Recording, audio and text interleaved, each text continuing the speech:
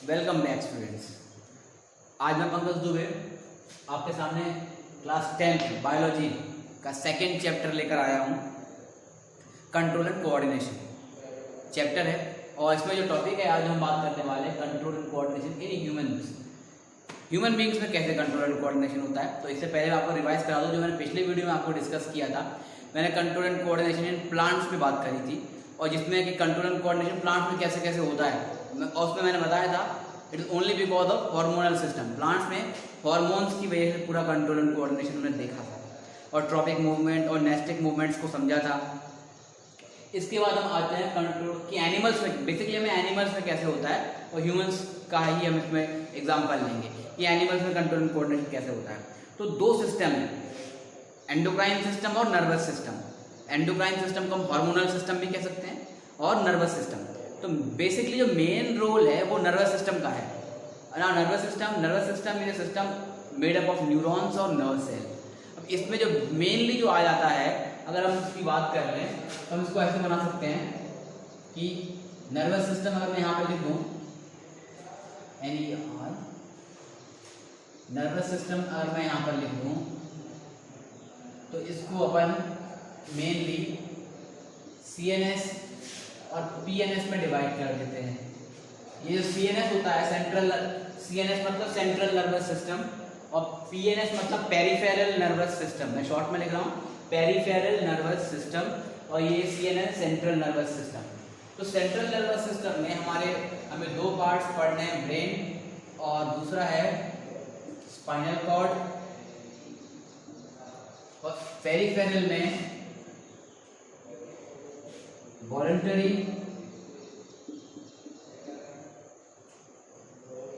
And involuntary nervous system. तो ये basic chart हो गया हमारा नर्वस सिस्टम में क्या है और हम थोड़ा बहुत सबके बारे में बात नहीं करेंगे। लेकिन अब हम बात करें नर्वस सिस्टम की, तो मैंने कहा nervous system is made up of nerve cells. उन नर्व सेल्स को न्यूरॉन कहते हैं। तो neuron is actually the basic structural and functional unit of nervous system। क्या मतलब है इससे? स्ट्रक्चरल यूनिट है न्यूरॉन ही हमारे ब्रेन की, स्ट्रक्चरल और फंक्शनल यूनिट दोनों है। स्ट्रक्चरल बिकॉज हमारा जो स्ट्रक्चर है ब्रेन का वो उसी का बना हुआ है, पूरा का पूरा उसमें न्यूरॉन सेल ही भरी हुई है। और फंक्शनल बिकॉज जो इलेक्ट्रिकल इम्पल्स है और जो मैसेज का जो इम्पल्स जो होता है उसको कैरी ऑन करने का काम इस न्यूरॉन का ही है। तो ये फंक्शनल भी है क्योंकि मैसेज को बॉडी में इम्पल्सेस को यहाँ से वहाँ body to brain, brain to body transfer करने का काम किसका है? न्यूरॉन का ही है। तो हम अभी एक इस न्यूरॉन के डायग्राम को थोड़ा देखते हैं और समझते हैं कि ये न्यूरॉन कैसा होता है। और अब मैं पहले ये भी क्लियर कर दूँ कि क्योंकि ह्यूमन में और एनिमल्स में इनका बहुत ज़्यादा रोल है। दैट्स वाई हमारे जो रिस्पॉन्स, जो मैंने बताया था प्लांट में जो रिस्पॉन्स होते हैं दे आर वेरी स्लो, क्योंकि हार्मोन्स उसमें काम करते हैं और हार्मोन बहुत स्लो काम करते हैं। लेकिन ह्यूमन बींग में रिस्पॉन्स क्या है? बहुत फास्ट है, बहुत जल्दी रिस्पॉन्ड कर देते हैं हम किसी भी चीज़ के लिए। सोच सकते हैं, हम समझ सकते हैं और बहुत जल्दी रिप्लाई कर सकते हैं, बहुत क्विक रिस्पॉन्स दे सकते हैं। क्यों? हमारे पास एक स्पेशल ऑर्गन है ब्रेन या नर्वस सिस्टम। तो हम ये नर्वस सिस्टम जिनका बना होता है उसे मैंने पहले तो कहते हैं नर्व सेल और न्यूरॉन। तो इस नर्व सेल या एक न्यूरॉन कैसी दिखती है जरा हम उसको देख लें और फिर हम उसके पार्ट्स को समझते हैं। तो एक न्यूरॉन इस तरह का एक स्ट्रक्चर होता है जो हमें इस तरह से दिखाई देता है।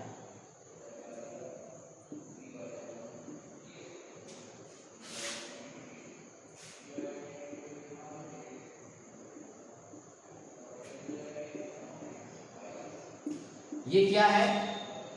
ये एक नर्व सेल है, इसी को आप नर्व सेल भी कह सकते हैं। इट्स अ डायग्राम ऑफ ये डायग्राम किसका है? नर्व सेल का। और इसे न्यूरॉन भी कह सकते हैं। नर्व सेल और न्यूरॉन का डायग्राम है। अब ये पूरा कैसे दिखता है? इस पार्ट को सेल बॉडी कहते हैं, सेल बॉडी या साइटोन भी कहते हैं इसको। ये डेंड्रॉन है और ये जो फाइन हेयर लाइक स्ट्रक्चर निकल रहे हैं ये डेंड्रॉन है, डेंड्रॉन। और ये जो है ये है डेंड्राइट्स, DENDRITES, ये है डेंड्राइट्स। ये पूरा जो है ये साइटोप्लाज्म है, ये न्यूक्लियस है, ये सेंट्रल में जो है ये इस सेल का न्यूक्लियस है, ये पूरा साइटोप्लाज्म है जिसको यहाँ पर न्यूरोप्लाज्म कहते हैं, बिकॉज ये नर्व सेल है और इसमें कुछ मटेरियल प्रेजेंट रहते हैं जिन्हें कहते हैं मिसेल्स ग्रैन्यूल्स, वो रहते हैं। फिर मैंने बताया ये डेंड्रॉन, डेंड्राइट्स, डेंड्रॉन ये हेयर लाइक स्ट्रक्चर के हैं डेंड्राइट्स। अब एक डेंड्राइट थोड़ा मोटी और बड़ी हो जाती है, ये भी डेंड्राइट है, एक डेंड्राइट जो थोड़ा मोटी और बड़ी हो जाती है और ज्यादा लंबी हो जाती है, हम उसको नाम दे देते हैं क्या, एक्सॉन। बात समझ में आई आपको, ये भी एक डेंड्राइट्स है, लेकिन बाकी डेंड्राइट बिल्कुल पतली पतली छोटी सी है, लेकिन एक डेंड्राइट क्या हुई, ज्यादा मोटी और लंबी हो गई, इसे हमने नाम दे दिया एक्सॉन। अब इसके ऊपर ऐसे छोटी छोटी कवरिंग पाई जाती है,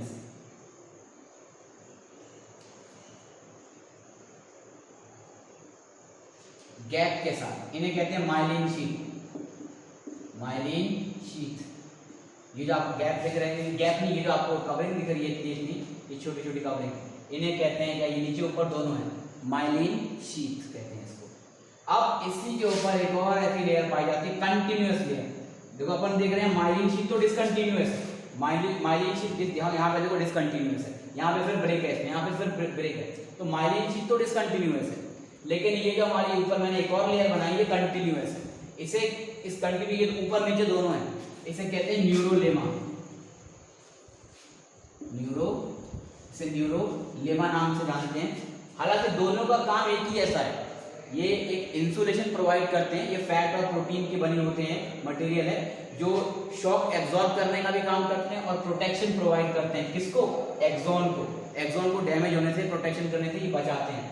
और इनका एक और काम भी है कि मान लो इसमें से इंपल्स जा रही है, यहाँ से यहाँ सिग्नल जा रहा है, तो हमें मान लो बॉडी में एक साथ बहुत सारी नर्व्स होती हैं, एक के ऊपर एक ऐसे बहुत सारे न्यूरॉन होते हैं, तो इस न्यूरॉन का सिग्नल दूसरे न्यूरॉन में ना चला जाए और दूसरे न्यूरॉन का सिग्नल इसमें ना आ जाए, ये मिसमैच ना हो जाए, इसके लिए ये सिग्नल को प्रोटेक्ट करते हैं कि सिग्नल जो है वो डेंड्राइट से आके सीधा कहाँ पहुंच जाए, यहाँ पर, इसे कहते हैं एक्सॉन एंडिंग्स। तो ये जो होती है माइलिन शीथ और न्यूरोलेमा, ये प्रोटेक्शन तो प्रोवाइड करती हैं, इंसुलेशन तो प्रोवाइड करती ही हैं, साथ में सिग्नल का मिसमैच होने से भी बचाती हैं। और यहाँ पे किनारे पे क्या है, एक्सॉन एंडिंग्स। तो और ये बीच में ये जो गैप आपको दिख रहा है, ये जो गैप आपको दिख रहा है दो माइलिन शीथ की कवरिंग के बीच में, ये जो गैप है इसे कहते हैं node of Ranvier, node of Ranvier इसे कहते हैं। और लास्ट में जहां डेंड्राइट्स खत्म होता है इसे हम एक्सॉन एंडिंग कहते हैं। अब देखिए मेन बात क्या है, सिग्नल कहां से आते हैं, सिग्नल इन डेंड्राइट्स से होते हुए आते हैं। सबसे पहले जो इंपल्स, जो इलेक्ट्रिकल इंपल्स आती है उनको डेंड्राइट्स पकड़ती है, कैच करती है सेंस ऑर्गन से या जहां से भी, पकड़ने के बाद वो इसको यहाँ ट्रांसफर करती है और ट्रांसफर करने के बाद ये एक्सॉन से वो इंपल्स होता हुआ कहाँ पहुंचता है, एक्सॉन एंडिंग्स के पास।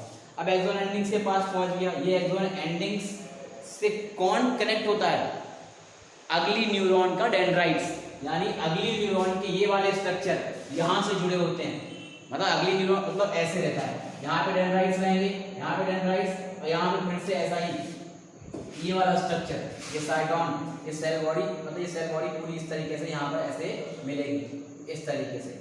तो ये जो डेंड्राइट्स हैं ये किससे कनेक्ट नहीं होते हैं।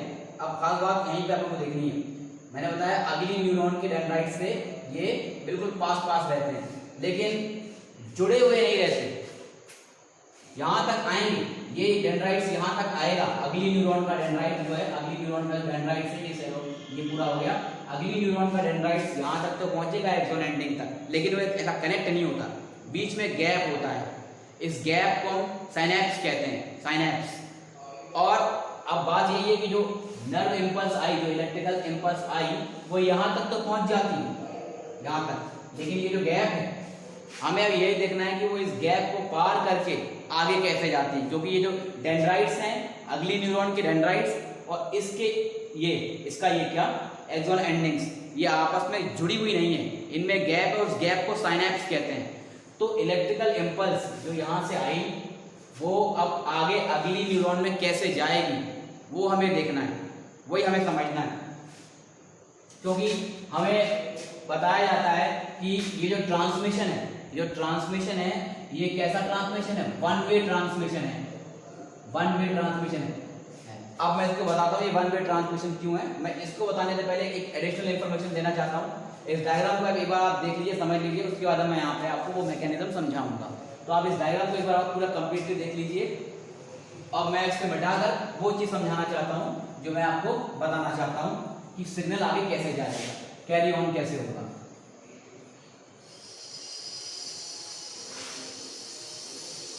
तो होता क्या है, सबसे पहले हमारी बॉडी में, उससे बताने से पहले मैं थोड़ा टाइप्स ऑफ नर्व्स की बात करना चाहूँगा, फिर मैं आपको समझाऊंगा कि वो वन वे ट्रांसमिशन क्या होगा। हमारी बॉडी में कई टाइप की नर्व्स मिलती हैं, जैसे कि मैंने अभी बताया था CNS और PNS, अभी बताया था कुछ देर पहले, सेंट्रल नर्वस सिस्टम और पेरिफेरल नर्वस सिस्टम। तो मैंने जैसे CNS लिखा था उसमें ब्रेन और स्पाइनल कॉर्ड, मैंने यहाँ पे लिखा था PNS, इसमें मैंने वॉलंटरी और इनवॉलंटरी लिखा था, आप थोड़ा पीछे करके देख लीजिएगा, आपको दिखाई देगा। तो ये PNS क्या है, पेरिफेरल नर्वस सिस्टम।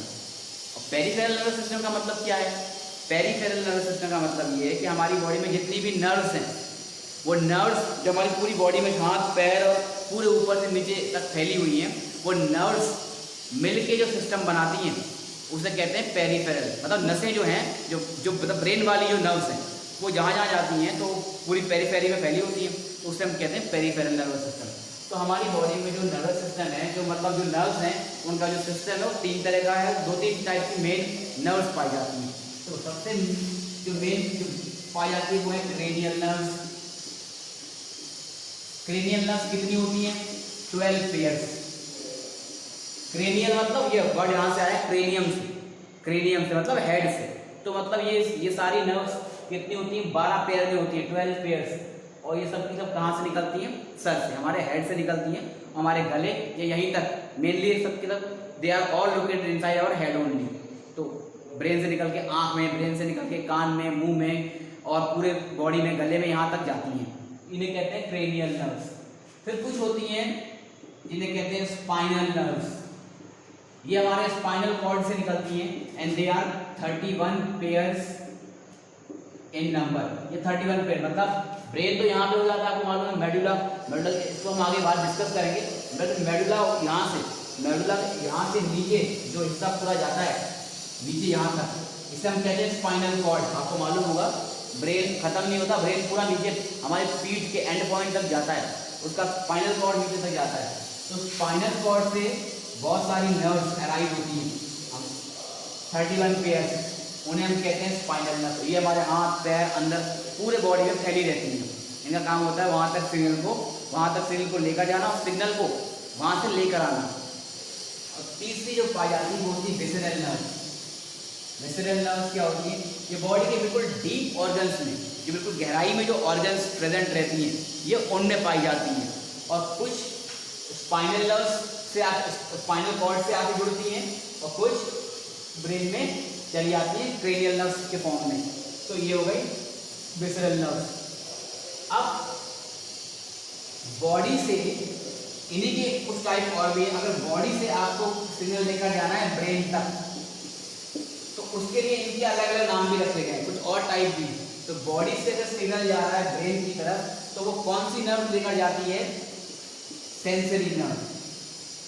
क्या कहते हैं, सेंसरी नर्व। यानी बॉडी से सिग्नल जब भी ब्रेन को जाएगा, क्योंकि आपको मालूम है हमें कोई भी चीज हमारी सेंस ऑर्गन से पता चलती है। हमारी स्टिमुलस जो है, हमारे एनवायरनमेंट में प्रेजेंट है स्टिमुलस, उसको हमारा सेंस ऑर्गन कैच करता है। तो सेंस ऑर्गन जब कोई सिग्नल मिलेगा, इलेक्ट्रिकल इंपल्स वो भेजेगा, तो वो माना जाएगा बॉडी से कहाँ जा रहा है, ब्रेन की तरफ। जैसे हमने कोई गर्म चीज छुई, हमने हाथ हटा लिया, कोई शार्प ऑब्जेक्ट चुभा हमारे हाथ में लग गया, तो हमने हाथ ऐसे पीछे खींच लिया, तो वो क्या था, वो एक सेंस ऑर्गन था, वो एक स्टिमुलस था, जो सिग्नल कहाँ गया, बॉडी से ब्रेन की तरफ। कौन लेकर जाता है, सेंसरी नर्व। लेकिन अगर हम इसी को उल्टा करके देखें, अब ब्रेन से भी सिग्नल लौटेगा और कहाँ जाएगा, बॉडी के पास, इफेक्टर ऑर्गन्स के पास। तो ब्रेन से जब भी सिग्नल आएगा बॉडी की तरफ, वो हमेशा दूसरी नर्व से आएगा, सेंसरी नर्व से नहीं लौटेगा कभी भी, वो आएगा मोटर नर्व। यानी काम बटा हुआ है, बिल्कुल अलग अलग है। बॉडी से अगर सिग्नल जाना है तो वो सेंसरी नर्व से ही जाएगा, और अगर ब्रेन से बॉडी की तरफ आना है तो वो मोटर नर्व से ही आएगा। ऐसा नहीं हो सकता कि बॉडी से इधर सिग्नल जाए, वो भी सेंसरी नर्व से जाए, और ब्रेन से अगर इधर आना हो बॉडी की तरफ तो वो इधर भी इसी नर्व से आ जाए। ये पॉसिबल नहीं है। वो जाएगा सेंसरी न्यूरॉन से लेकिन आएगा मोटर नर्व से। अब ऐसा क्यों? इसी को कहते हैं वन वे ट्रांसमिशन।